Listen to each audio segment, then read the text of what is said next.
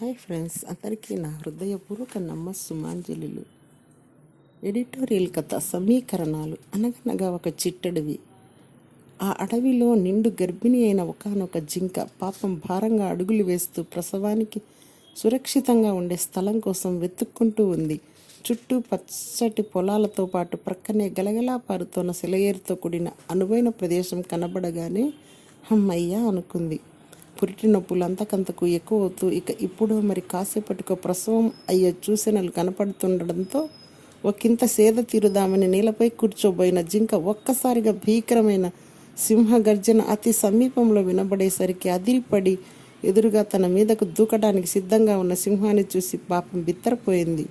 సింహం బారి నుంచి ఎలాగైనా ప్రాణాలు రక్షించుకోవాలనుకుంటూ అతి కష్టం మీద లేచి నిల్చొని వెనక్కి తిరిగి నా బీతాహరికి సరిగ్గా తన వైపే బాణాన్ని ఎక్కుపెట్టి ఏ క్షణములోనైనా దానిని వదలటానికి సిద్ధంగా ఉన్న వేటగాడిని చూసి బిక్క చచ్చిపోయింది. ముందు నుయ్యి వెనుక గొయ్యి.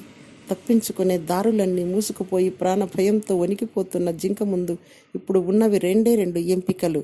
భయంతో వేటగాడి చేతిలోనో సింహం చేతిలోనో కడుపులోని బిడ్డతో సహా చావడం, లేదా ధైర్యం తెచ్చుకొని తక్షణ కర్తవ్యం అయిన నూతన జీవికి జన్మను ఇవ్వడం. క్షణమాత్రం ఆలస్యం చేయని జింక చుట్టూ ఉన్న అపాయాల నుంచి తన దృష్టిని మరల్చి శ్రద్ధగా క్రొత్త ప్రాణికి జన్మను ఇవ్వడంలో మునిగిపోయింది. అంతే, జింక ఎంపికకు అనుగుణంగా ప్రకృతి సమీకరణాలన్నీ చకచకా మారిపోయాయి. అప్పటి వరకు నిర్మలంగా ఉన్న ఆకాశం అంతలోనే మేఘావృతమై ఒక్కసారిగా మెరుపు మెరిసి పిడుగు రాలింది.